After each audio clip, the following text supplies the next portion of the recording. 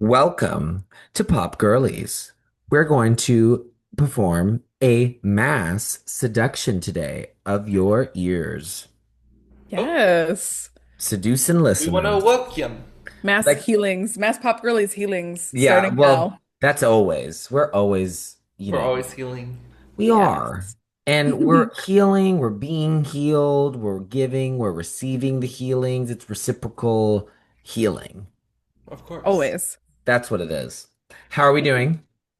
Doing good. Good. Are we ready to get in this alt little indie gig?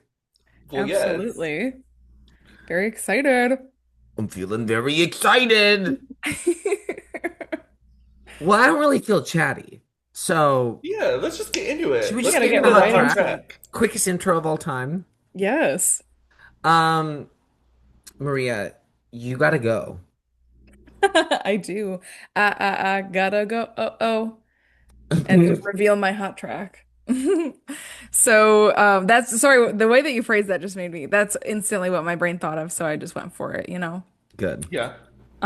So my hot track has been something I've been listening to a lot. It's like a pretty short song, so I've been listening to it a ton, but it's brand new. It's from an artist that I've recently gotten into, kind of since like the end of last year, and I've been listening to this album in particular a lot, and I've yet to really like go all in and explore her entire discography, so that's definitely still yet to come for me. But this is one of the new songs by Kalela for her upcoming album, which is out in July. And I've just been living so hard. I mean, these two know, like, The I healings have the been healings, constant. like the healings have been infinite, and it's just so good. So I'm going with her latest single from the new album, which is called Link NB, which I think one can presume is just kind of like a fancy stylization of link in bio. The lyrics don't really tie into that like a whole bunch, but the song is just like it's just so good. It's like it's got like a really cool kind of like guitar melody, but it's kind of got this like very lush, kind of ethereal vibe to it. And it's just so good. And I'm so excited for the new album. So yeah, I've been healing. So thank you, God Lala. God Lala. Okay, Yes. Drew. Okay. Um, I had a really hard time choosing a track. I've been listening to a bunch of songs recently, Well, because but your real hot track is a 30-second snippet of a song that's being released on Friday. well, yeah, that'll be next week. Um, which LOL. I don't know. Should we? We'll wait till next week. If you know, you know. If you know, you know. Um, but I kind of wanted to tie in my hot track to another piece of media that I've been consuming. So I recently just read the novel, the memoir. The I almost said novel. the novel. The memoir Fame Sick by Lena Dunham, which like is the first book I've read in a really long time. But I am obsessed with it. I thought it was like so good. And it actually made me you guys are gonna laugh, but it actually made me go back to Tortured Poets and Emails I Can't Send because they're still very like Lena coded. I mean, what Uh, else were you supposed to do? right. So, Exactly. It actually like is so crazy that like Tortured Poets exists and like Lena lived through that exact. If you read the book, you know. Um, but I'm gonna choose a song called "Opposite" from Emails I Can't Send. It was actually one of the deluxe tracks, I think. And it's just such a good song, and it reminded me so much of like their situation, her situation with Jack Antonoff that she kind of talks about in the book. But Who we will you be talking about more today. exactly yes. So yeah, it was just such a great book. I highly recommend if you haven't read it. Well, my turn. So I went on a road trip this weekend. I did a 6 hour drive to Columbus, Ohio, and then a 6 hour drive back. I was seeing my college roommate and bestie, and it was so fun. And Columbus really cool. Like kind of like it's kind of cool, which I was not expecting. a city in Ohio to be cool, but it was like fun and quirky and like cobblestone streets. And so then I kept going, high heels on cobblestones. Um, so I'd listened to some albums on the drive, but I kind of wanted a little more of a switch up. And so I made these playlists of my favorite opening tracks on an album, my favorite closing tracks, and my favorite track twos. Ooh, that's so fun. Oh my gosh, I And love that. and then I like shuffled it. So while I was driving, so like I got surprised every time. They're huge. I mean, they're like 70 songs on each playlist. And it was so much fun. And it was especially fun to like have ones come up of albums that like I haven't listened to in like a hot second. And so also for context, I've kind of been in a Wise Blood mood because of the teasing of her collab with Olivia Rodrigo from Olivia's upcoming album. They performed it on SNL and it was devastatingly beautiful. And I just love the Wise Blood gig. I'm so into Hmm. her. Titanic Rising is like, mwah, mwah, mwah, ma, ma, mow, pow, pow, pow. And so I'm gonna do the opening track from Titanic Rising called A Lot's Gonna Change.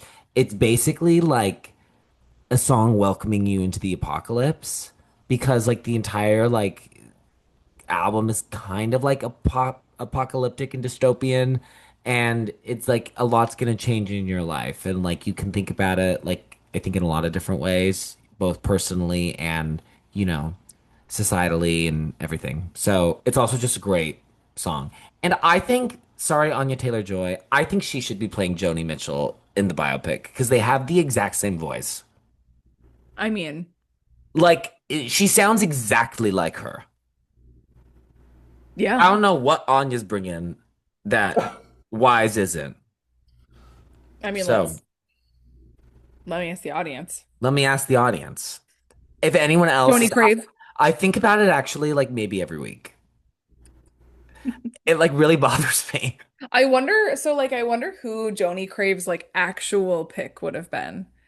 Because like I think every time the Joni Crave account tweets, it's like always a meme. Like they're never tweeting something serious, but like I genuinely wonder who their pick would have been. I also like wonder like what is Joni Crave's actual like real relationship with Joni Mitchell? Do they even like Joni? Like For one. yeah, like are they listening to like, sure, probably like the big albums, but like are they listening to like the fucking wacko ones that she was doing like in the 80s and like 90s? I mean, the real question That I is, mean that has might she be listened to the Blue episode of Pop Girlies? Well, that's level Gagatondra. I Has mean she done the research? I kind of have a feeling that Joni Crave might only listen to the really, really, really unconventional Joni songs. Right, right, right, right. She's I like, I'm mean, not doing any courting and sparking, ho. I hope that Joni Crave knows that like this is the level of speculation that like has accumulated from just the existence of their account. Oh, Joni Crave is one of the few like places of warmth and kindness on Twitter. I feel at home. And so like honestly, it's like Pooh Crave, you thought you were funny, move over because Joni Pope Crave is Crave, coming through. Pope Crave thought that she was all that. And then Joni Crave is the real Miss Queen. Yeah. You ain't no diva. That's what she's singing to Pooh Crave Yes. Oh my God, you hit and the Pope nail right Crave. on the head. In Pope Crave. I mean, Pope Crave was perfectly well timed I mean, for it was a getting the new moment. pope. It was a I mean, moment in that was a time. moment. It was a I mean, moment off the conclave hype, and then it's like, oh my gosh, we have to elect a new pope. I mean, what a time to run Pope to Crave, run I Pope guess. Crave. Yeah.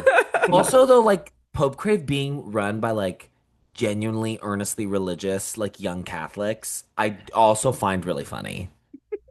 Yeah, it's kind of endearing. And I find it very charming. I find it very, very charming because, like, most, I mean, so much of the Catholics I know that are my age, you know, would consider themselves like not really religious anymore and are like more traumatized by the experience of growing up Catholic. I grew up Catholic and I still consider myself Catholic.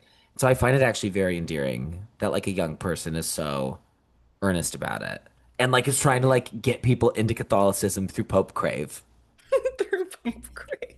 Like, can you imagine in 100 years, like they canonize a saint and like it's because of It's the Pope Crave activism? admin. It's the Pope Crave Aspen. I mean, I mean, I can see it I happening. can see it happening too. Leo, get on it. Okay, Love it. so are we ready to have a mass seduce moment? Well, Yes, yes. I think so. I am really excited. Yes. Oh my gosh. So, as I'm sure our listeners know, this week we're going to be talking about Mass Seduction, which is an album by the artist Saint Vincent, who we have yet to really discuss on the pod. So, definitely excited. Saint Vincent is the stage name of Annie Clark, who's an American musician, singer, and songwriter.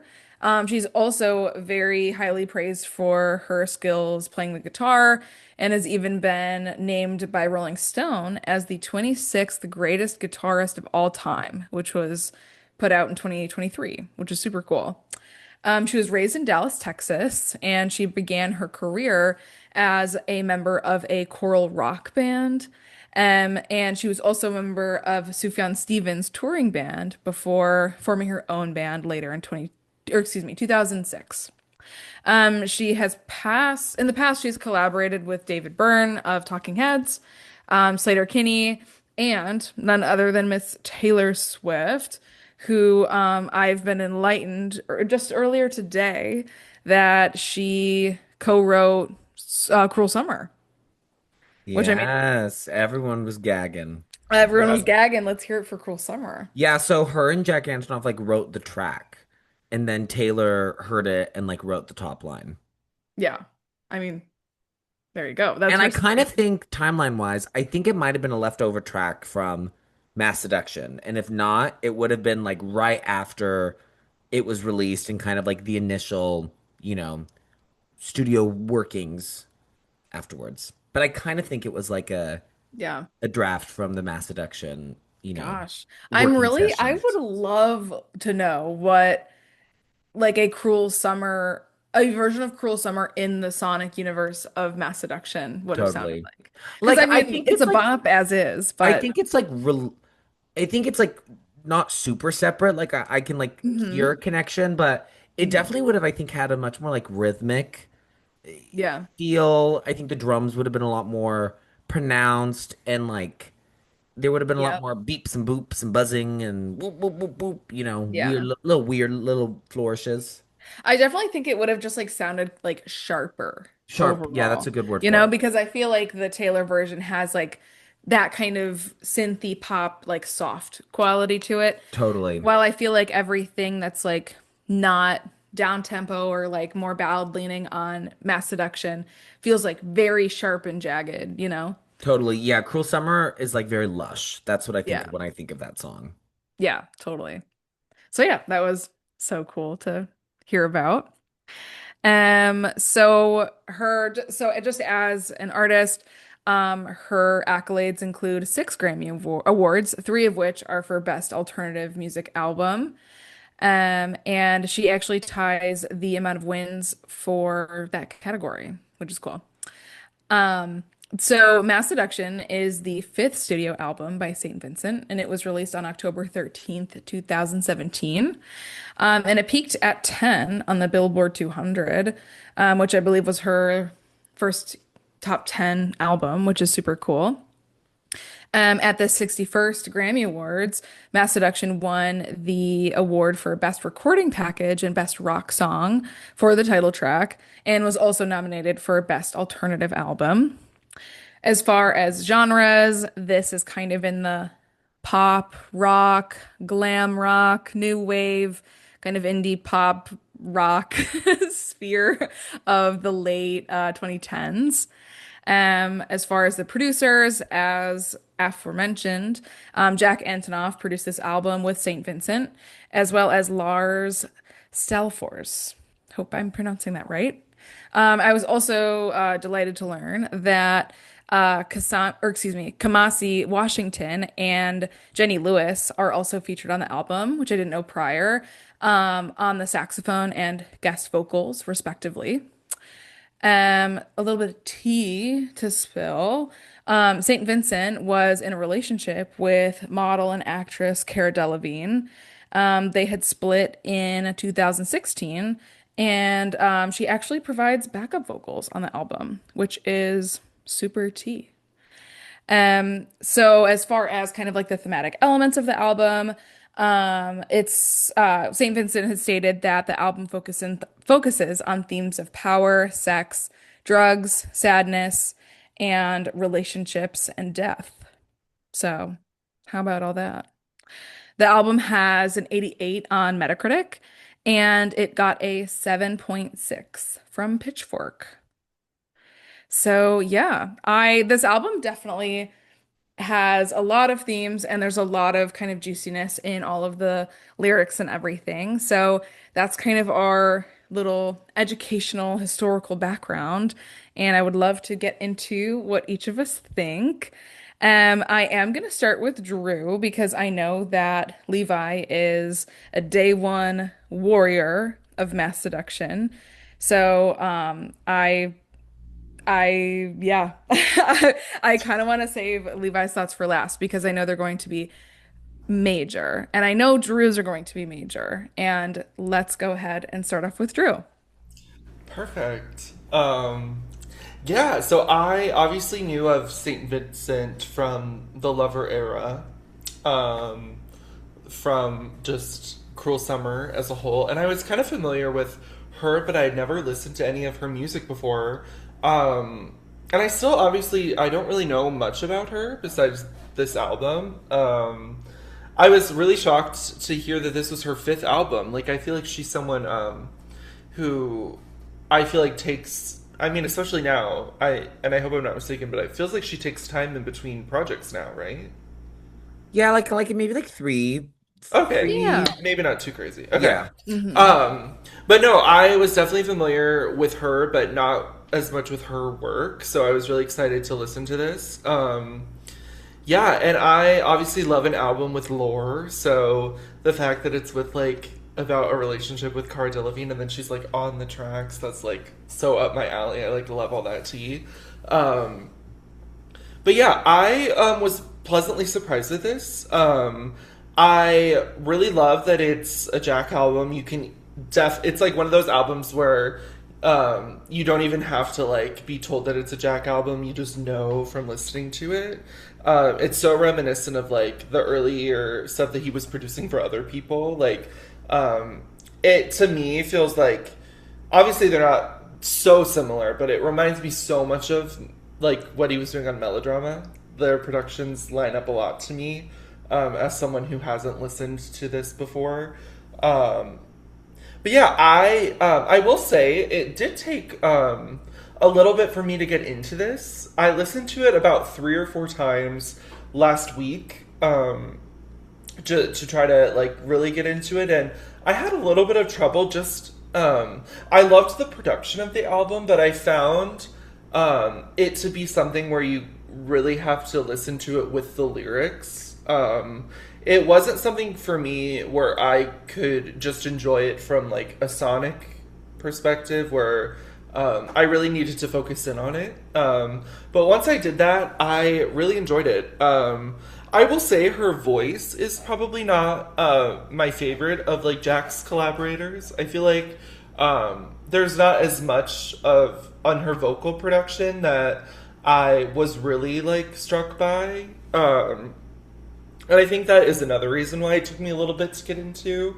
Um, but I really enjoyed the experience of listening to all of it with the lyrics. I think she's a really good writer. Really like different than the other collaborators that Jack has written with. I'd be interested to like learn more about their process of writing together because he's able to tailor the production um, to fit the vibe of the song lyrically so well, which I thought was really cool. I will say, I think this album, while it is like, I think it's only 13 songs, I think there were parts where I feel like could have been taken out and just few moments that could have been removed where I didn't I wouldn't be too sad about. Um, which I'll get into when we do our Mies. But yeah, I really liked this. Once I was able to um, read the lyrics and get to listening to it, I really enjoyed it. I think it's really fun. It also reminds me so much, kind of similarly to when we did the PJ Harvey episode. It reminded me a lot of like New York in the fall, like walking through New York in the fall, where it's like kind of dark out, listening to music. Um, it's such a New York album to me. I don't know if you guys both feel the same way, but yeah. I also will say, while I do love the production, it is so because this came out the same year as Melodrama, right? And Reputation, yeah. Okay, yeah, yeah. I will say I do prefer the production on both Melodrama and Reputation a little more. I feel like the production that he does on both of those albums feels so specific to like the era and the like it sounds like there's a specific sound for Melodrama and a specific sound for Reputation that Jack kind of adapted to. But I feel like for this one, I was getting more of like this is like Jack Antonoff's production, and I felt like the production and the songwriting were kind of separate. If that makes sense, in a way. I get what you're saying. I don't think I agree, but I get what you're saying. Okay. Okay. Cool. Okay. Um, but yeah, that's all I kind of want to say. But I did really like this, and I could see myself coming back to a few of these songs. So I should definitely also a win. say, kind of with to your point, Drew, she wrote like about half the album solo. So Oh, Jack's not credited writer on everything. oh, well that's Jack is cool. credited as a writer on one, two, three, four, five songs. Okay, well that's really impressive that she solo wrote so much. Yeah, and then Joy Williams of the Civil Wars is credited on Oh, Slow okay. Disco because it's kind of funny. They like had like written a song years earlier that like nothing ever happened with it, but it included the line, I'm so glad I came, but I can't wait to leave. And she wanted to reuse it for Slow Disco, so she gave her Oh credit. my gosh. But yeah, but then like Hang on Me, Los Angeles, Savior, Fear the Future, Young Lover, Smoking Section, she all wrote solo. So the really devastating ones. Kind of, yeah. That's really sad. I mean, their relationship must be like, yeah, it was. I mean, I that's what I love so much. It's so like the songwriting is so. I've never really listened to someone who's written like her before. It's Um, incredibly vivid. She's a very yes, vivid writer. And yeah, like it's jam-packed full of detail. And I feel like as a writer, she makes every phrase really pertinent and yeah, important. yeah. No, yeah, I'm really happy that I was exposed to this. Yeah. You got your little alt girl Yay. tea. Boop. Yep. Okay, it's my Play. turn. Well, yes, thank you so much, Drew. And yes, we will get into the mass seduction scholar, Oh, Lavika. right, right. That's me. Um, Yeah, I mean, I'm so happy that Maria chose to do this album. This is a very important album to me in a lot of ways. It was incredibly meaningful to me when I was in high school, but it's one that like I hadn't listened to in a hot second. And so it was just so lovely getting to revisit these songs and to be reminded how much I love this record. And I listened to this one in the car, and this fucks in a car. It sounds so good, like blaring. Uh yeah, so this was my first musical introduction to St. Vincent. I knew who St. Vincent was from the release and like critical reception of her 2014 album, which is self-titled. And that was kind of like I mean, I would say like her big breakthrough came from the album before that, Strange Mercy, but like St. Vincent was like up to that point, like her biggest success. It won the best alternative music album at the Grammys. It was like I think the most acclaimed album of 2014. And I was so struck by it because that album cover is so striking. She has this like frizzy, like bleached, like Hmm. coiffed hair, and like she's like sitting on a throne looking thing in this like kind of sci-fi type of world. And it's just such a striking image, and I've always remembered it. And I never really ventured into the music. But then when this album came out and it was, announced that she'd been working with Jack Antonoff, obviously I was Jack Antonoff ho, and I still am. But like this was the year of Melodrama and Reputation, and this was also the year of Gone Now, his amazing album as Bleachers. And I loved the first Bleachers album. Really liked the first Bleachers album, but Gone Now is like a really, really special record. I'm sure I'll do it at some point. And so I was just so like, I still am obviously obsessed with Jack, and I think he's a genius, but there was like this newness to him, because this was kind of his like big, huge breakthrough year as a producer. And so I was obsessed with his sound because, we also should think about like this came out in 2017. So music that sounded like this wasn't really the dominant musical force culturally. Like this is the kind of golden age of like trap. And the back half of the 2010s is hip hop and rap ruling the charts, which that there's nothing wrong with that. There's a lot of great music I love from that genre. I mean, this is 2017 is also the year of Bodak Yellow. Hello, impeccable Huge. song, huge song. But this is just like such my kind of sound. Um, and so I was really drawn to this record for that reason. And I definitely think that this is her most accessible album. I think this is the one that is most poppy. She's really interesting. I was trying to kind of come up with somebody I would compare her to, and I would kind of compare her a bit to Bowie.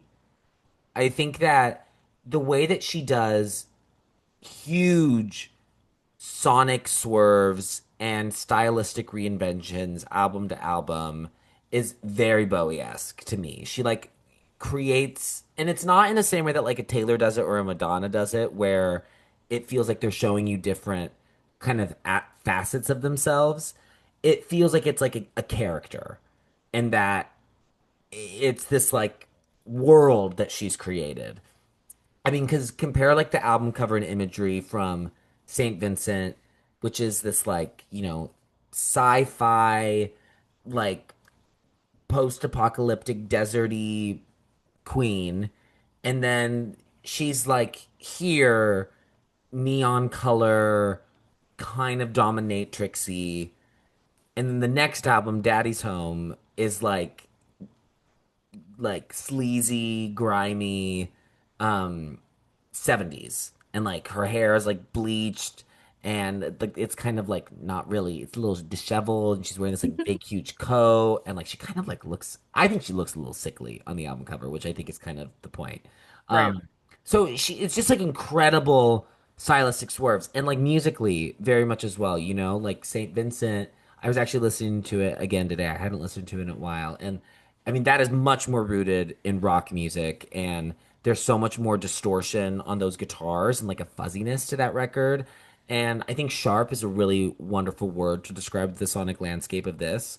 Definitely, taking some of the jagged edges from a record like St. Vincent, but pairing it with synths and like more like kind of hip hop trap oriented drum patterns and like drum machines and painting, I would say, and playing with tools from the pop music toolbox. I mean, this is, I think, by far her hookiest album.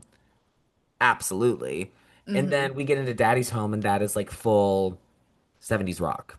So I think Bowie is a really good kind of like comparison for her.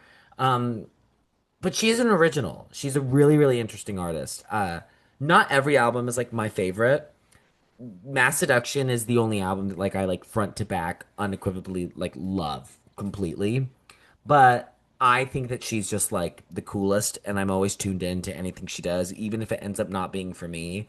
I don't really think that's indicative of quality. I think it's just she can kind of do anything a little bit, and it's really cool to see where she goes. So I I think I downloaded this on iTunes like the second that it was released. I hadn't listened to the singles, New York was the first single. And I hadn't listened to that. And I think Los Angeles and Pills were released before, and I hadn't listened to anything except when pressed play. And talk about complete gagatondra. I mean, talk about completely gagged. I was so hooked from the very first seconds of Hang On Me. I mean, Drew's totally right. This is absolutely within the melodrama world. I think that this is like where melodrama leans more hip hop, this leans more rock, and like there's definitely a much heavier presence of acoustic instruments on here. I think that there is this like jagged, unruly quality to the music that is not really present on Melodrama. I mean, I know we were talking about lushness earlier. I think of Melodrama as a really lush album as well. And, vivid, big colors, but like deep blues. And like this is like, I think the album campaign painted the colors of this world perfectly. It's like garish, like yellow and like orange and like neon pink. So it's a kind of a completely, it's still intense, but not maybe as deep, hard hitting as something like Melodrama is. I absolutely adore this record. I think that she's an amazing songwriter. I mean, I know that I gravitate towards writers, I gravitate towards people who I think are phenomenal writers, and she is truly such a smart lyricist. She's incredibly creative, incredibly creative. I mean, the concepts that she's playing with here, the way that she's drawing inspiration from her personal life, but then also like playing with imagery that she had already established in prior albums. Happy Birthday Johnny is like a sequel to the song Prince Johnny on St. Vincent, which is also about like this troubled protagonist, and this is her kind of continuing and deepening that story. Uh, Thematically, I think she's doing some really interesting stuff here. I mean, to me, this record, in a lot of ways, is about power and like where power is derived from. And this album always makes me think of that quote, everything is about sex except sex, which is about power. Like, I think that is very much relevant to this world that she's built. I've always loved the hook lyric of the title track. Um, I can't turn off what turns me on. I think that is like such a smart way to talk about desire and, maybe kind of some uncouth sexual fantasies.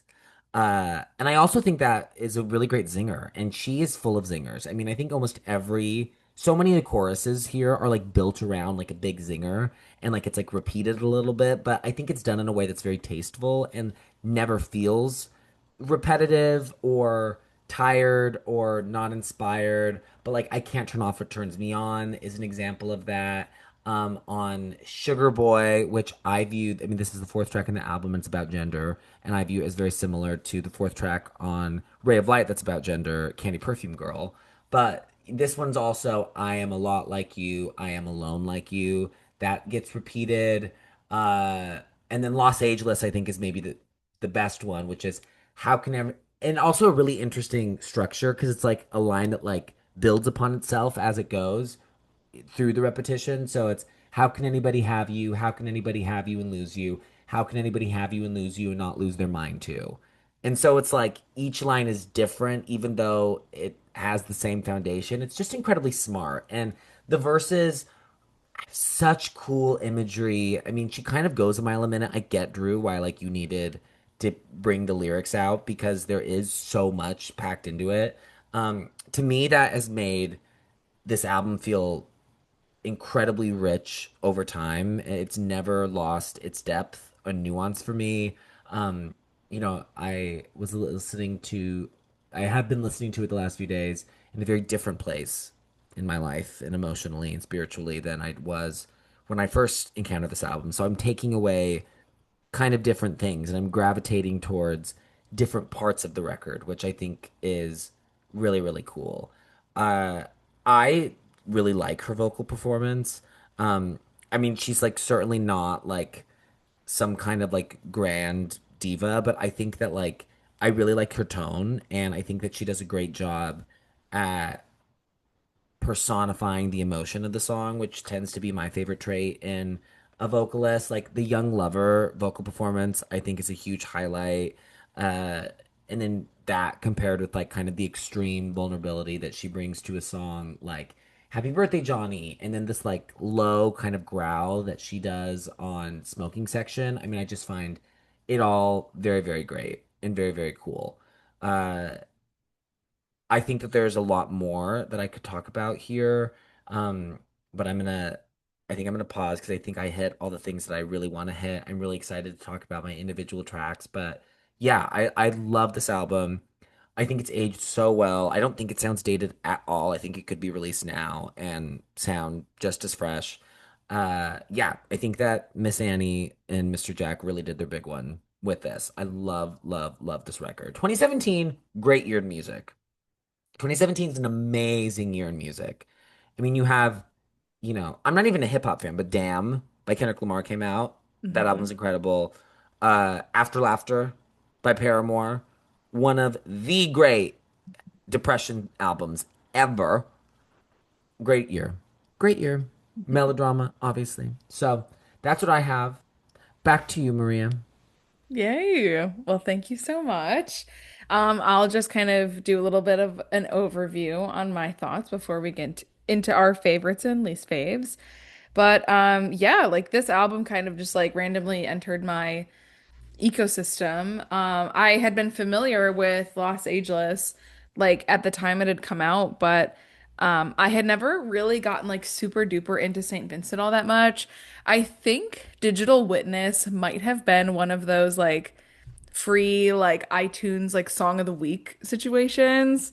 'Cause yeah, like I remember having listened to that song like all the time when it came out.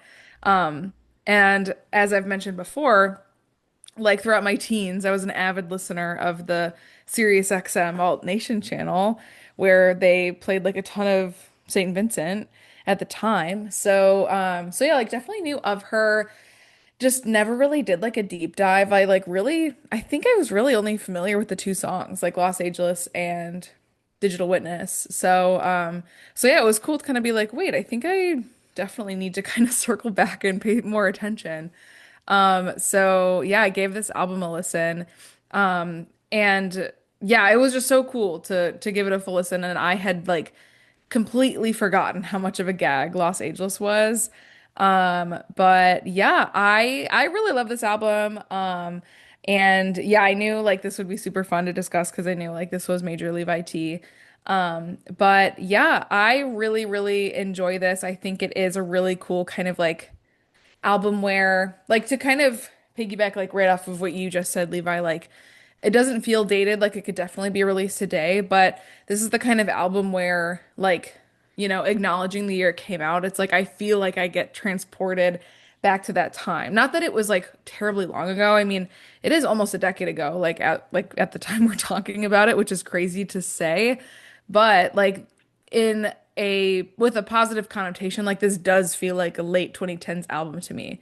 Like just in the way that it's styled, like the way that it sounds, like that kind of like art rock kind of vibe. Like it's just definitely of that era. Like I don't think there's a ton of people that are making this like niche type of, well, not that this is inherently niche, but like there aren't a lot of people I think like currently exploring this style of rock, pop, artsy kind of music.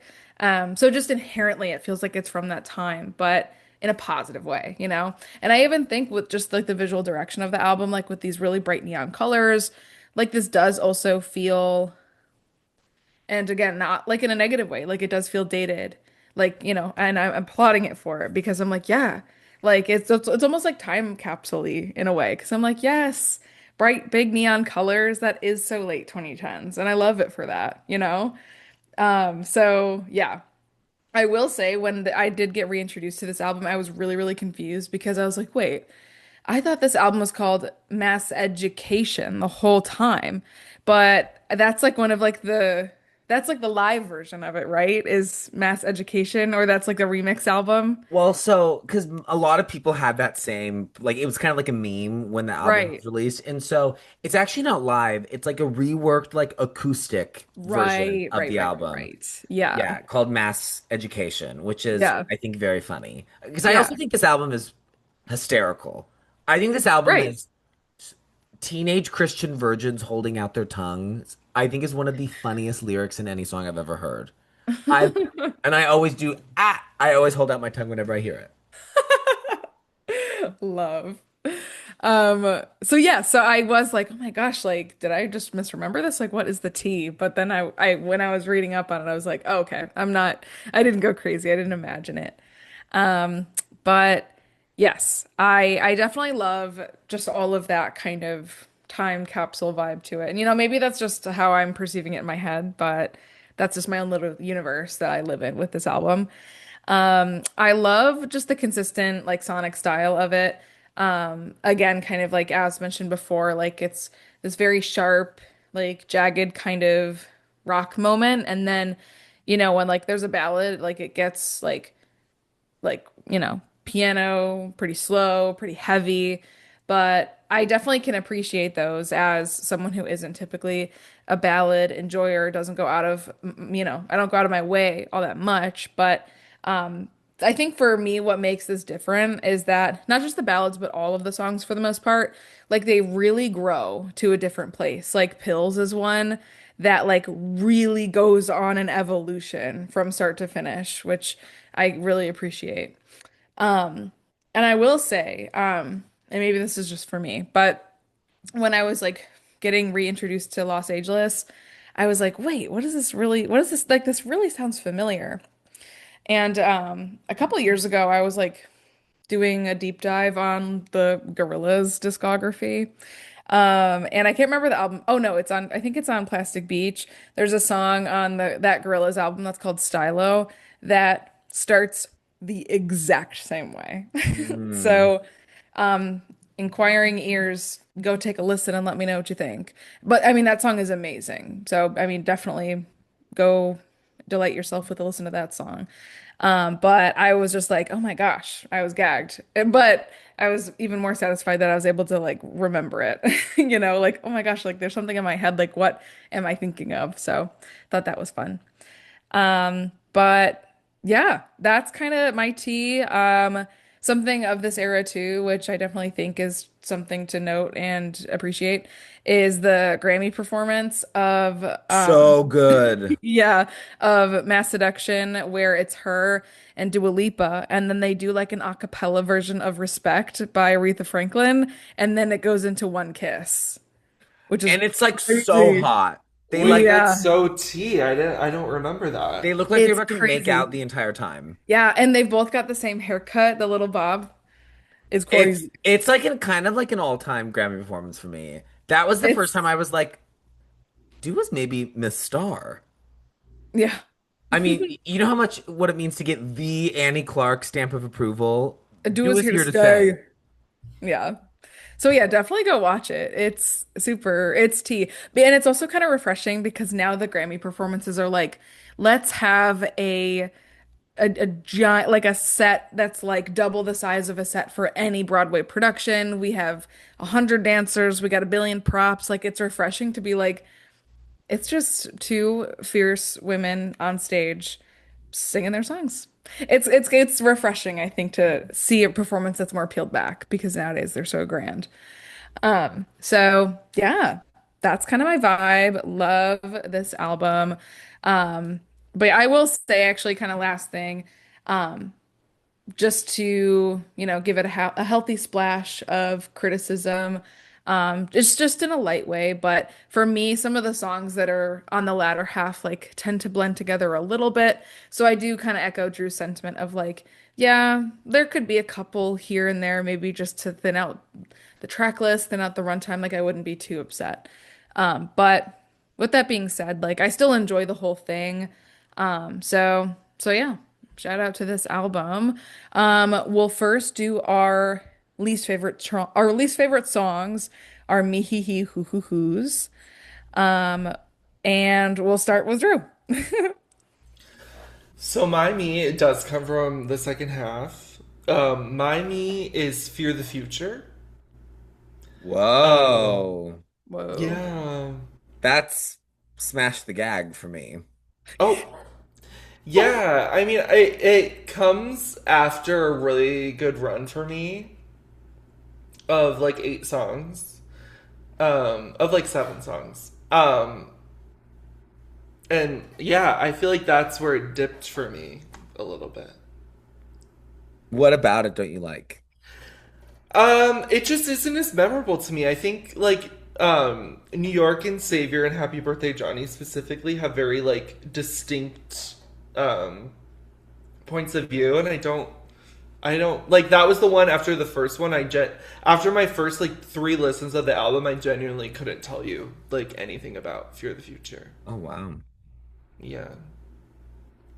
Gag. And yeah, I feel like this one could have been removed for sure. Whoa. Whoa. Okay.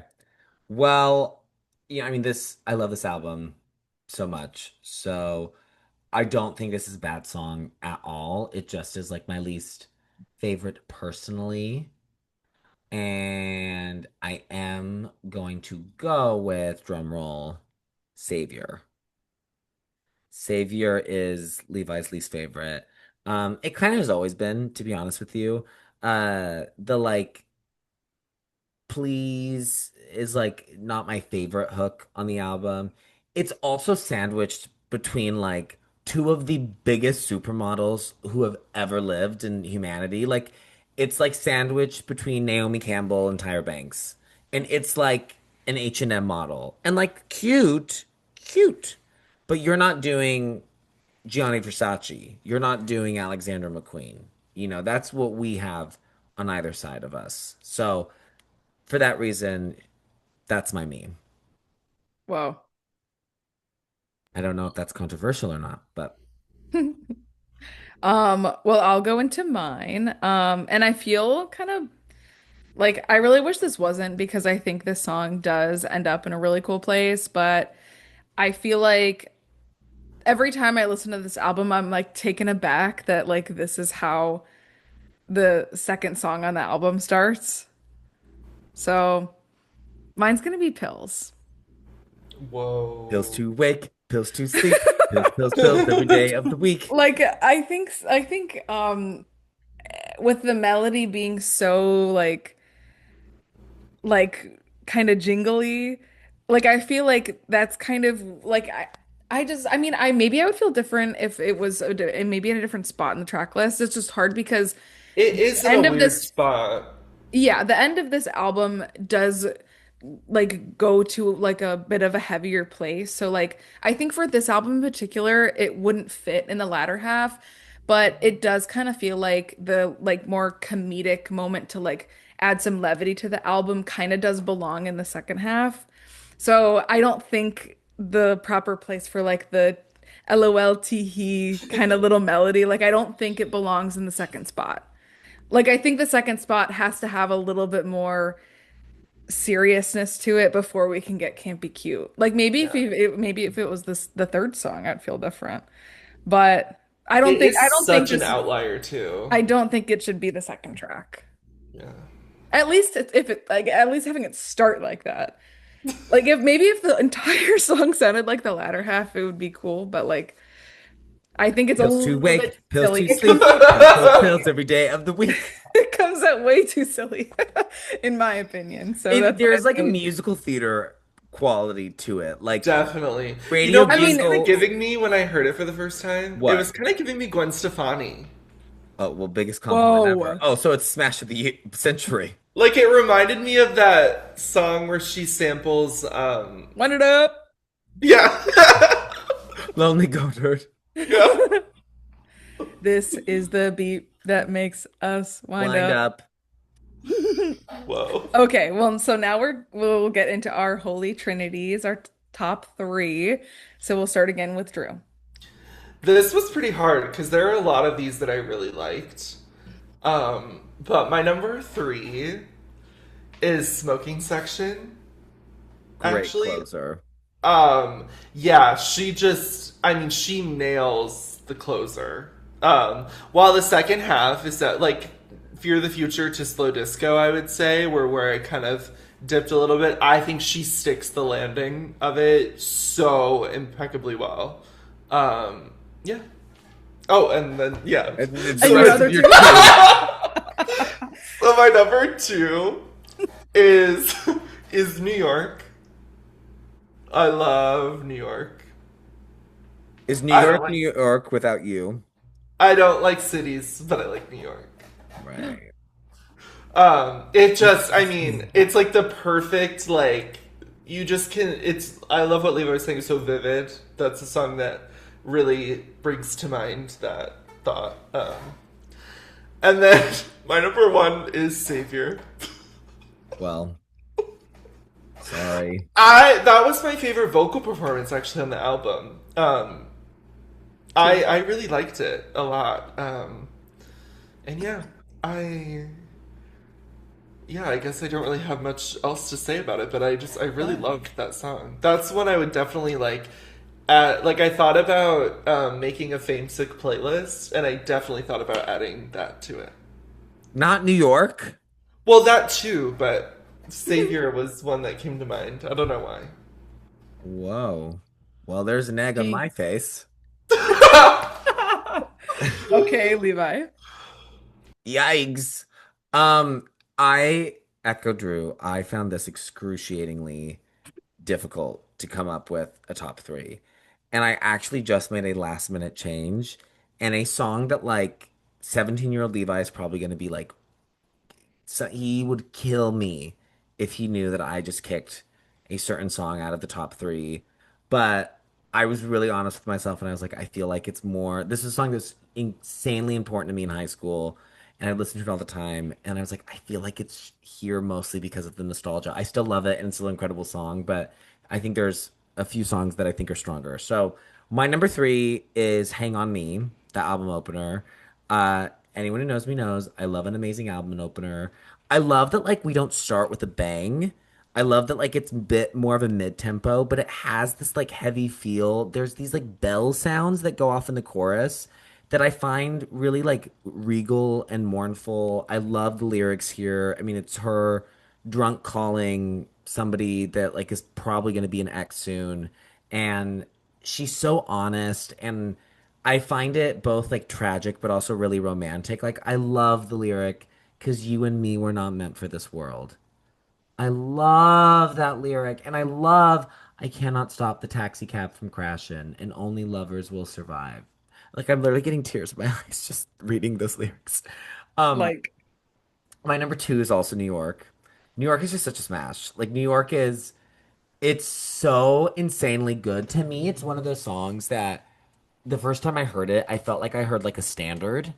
Like it felt like a classic song that had existed for a really long time, which is one of my favorite things a song can do. I think we've talked about that before. And actually, no, I was talking about it with a different person. I was talking about it with Eric the other day.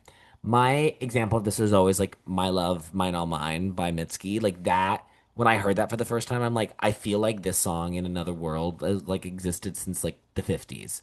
And that's how I feel about New York. It just has this like classic feel that immediately makes sense, even though it's also incredibly unique. And the melody's amazing. The piano's wonderful. I love the I have lost a hero, I have lost a friend, but for you, darling, I do it all again. I mean, it's just so it's so good. And then like the evolution of the you're the only motherfucker in the city line. Like I love that it starts like so calm and like really melodic and poppy, and then she has that but you're the only motherfucker in the city who can handle me. I mean, it's just so kind of like bratty, and I love it. And my number one, which is one of my all-time favorite songs ever, and a song that's incredibly important to me, all-time favorite. I think this is like one of my most listened to songs on my phone. It is Slow Disco. Uh, Shocking, I know. Levi likes the sad, slow ballad, but I just there's this lushness to this song that I find so beautiful. The way that the strings come in and the way that it builds up as in the outro, she has this like distorted vocal. Don't It Beat a Slow Dance to Death. I have always thought the lyrics here are just insane. Um, that line that I talked about earlier, am I thinking what everybody's thinking? I'm so glad I came, but I can't wait to leave. Like, I mean, girl, that's Bowling Alley by Audrey Hopper. That is Levi in every social situation. I'm so happy I'm here and I can't wait to go home, but I'm gonna want to come back when I am home. Um, and then like slip my hand from your hand, leave you dancing with the go. I could read everything. I think it's like I love how sparse it is, but I also think it's incredibly full of meaning. I think her voice is beautiful, like on that pre-chorus. And it's also cool because there's a version called Fast Slow Disco, and it's this like big, glorious, like really poppy pop song. And guess who came up with that idea? Taylor Swift. She was like, "You guys should make this into a pop song." Girl. So Gag it. gag it, gag it. Yeah. So I love Slow Disco is very, very important song to me. And then I need it. My like runner up honorable mention is Happy Birthday, Johnny.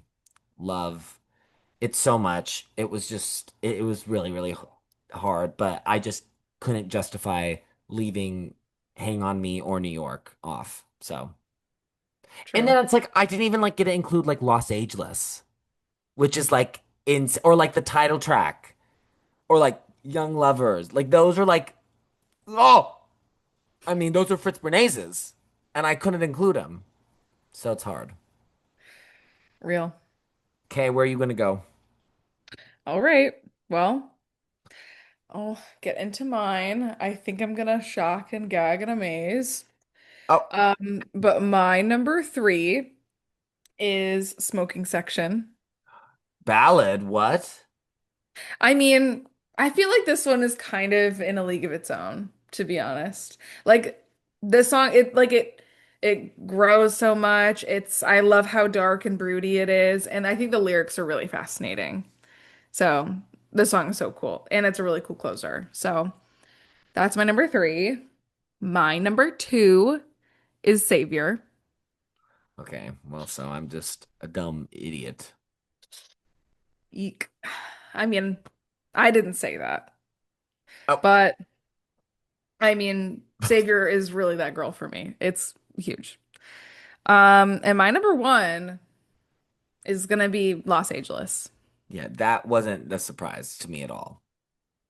Okay. Well, I feel like smoking section kind of was a surprise, and I feel like you Well, were yeah, it was. I'm probably. saying Los Angeles being number one wasn't a surprise. Oh, I thought you were referring to the entire thing. I'm sorry. I'm kind No. of shocked that the title track wasn't in your three. Well, yeah, that's what I was about to say, Oh, and sorry. no, it's not. I mean, I would definitely say it's like four, Yeah. I think, but I It's just so love the smoking title irritating. section, track. smoking section beat it out. So Yeah. Smoking section just feels so special. Like, and since yeah, it's a closer, you can tell that she, like, was trying to gas it up, you know?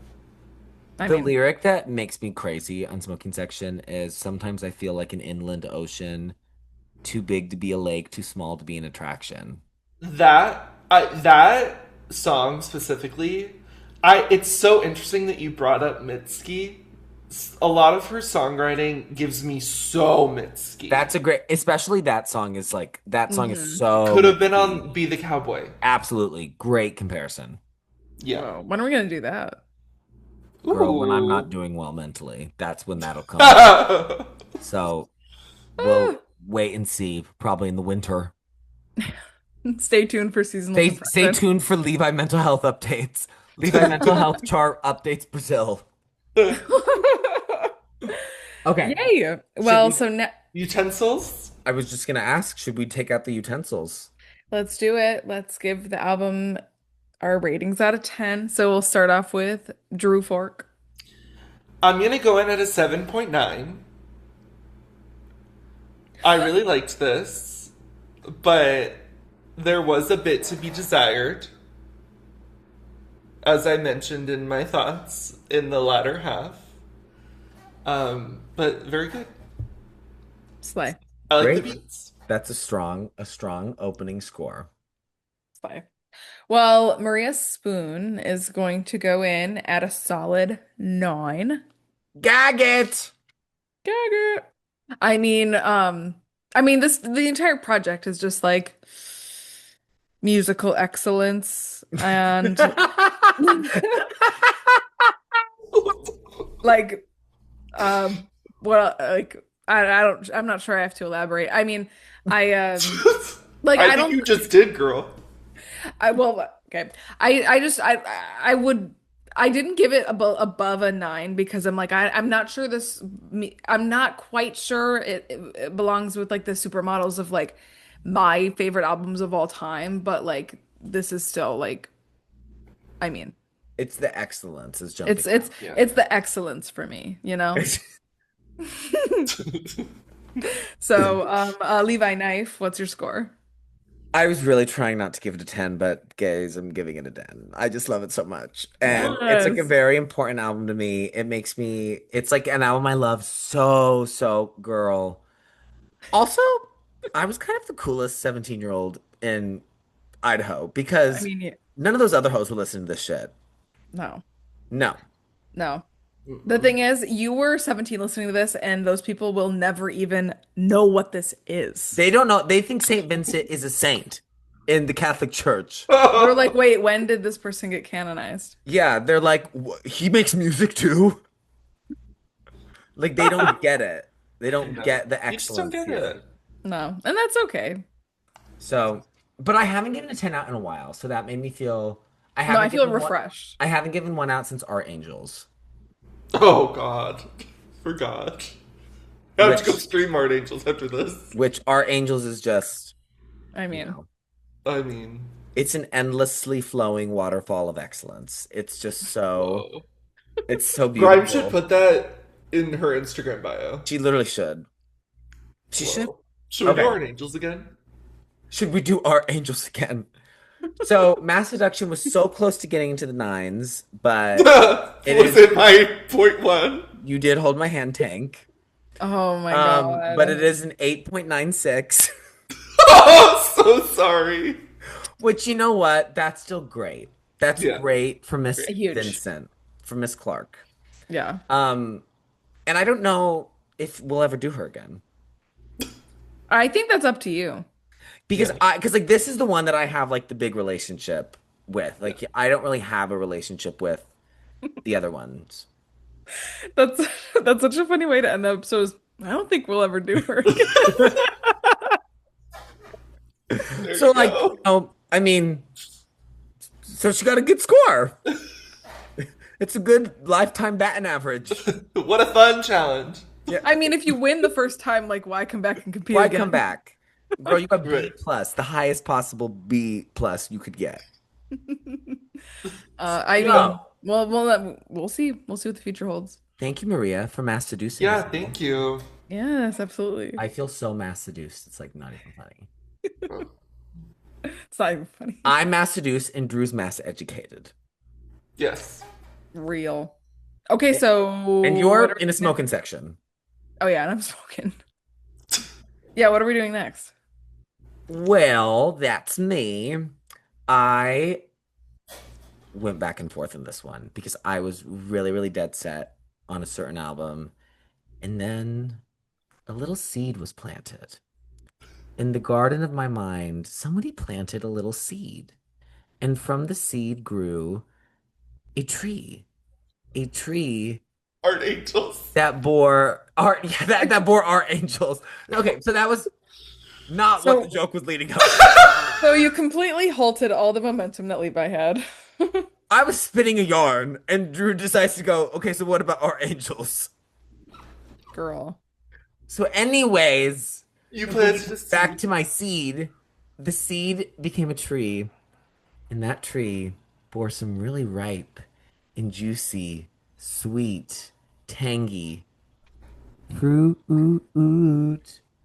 That fruit looks familiar. That fruit is familiar because we're doing Fruit by Marina and the Diamonds. She since ate the diamonds, but the diamonds were around in this one. Another huge Levi classic high school moment. Huge, big mistake. Huge, a huge major moment.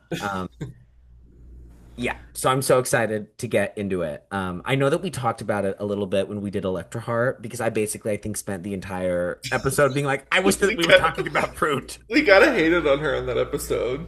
I mean, I think I said that I would make up for it with my fruit praisings. And here we go. And True, so, true. but we're about to pick up a fruit and see if it's juicy. Well, So, I can't wait. Well, I can't wait either. oh, I want to see where this is going. Okay, and that's us. Okay. Yay. Well, I am going to go to the smoking section. Wait, why Fruit was is like that? having a giggle fit. Why is that Drew's making me got the giggles. laugh? Drew's got the giggles so You really bad. do. Well, I'm gonna go beat a slow dance to death. I'm gonna go take some pills, pills, pills. Oh, no. Really? Pass this. Shotty, Bye, Pop bye. Girlies. Bye.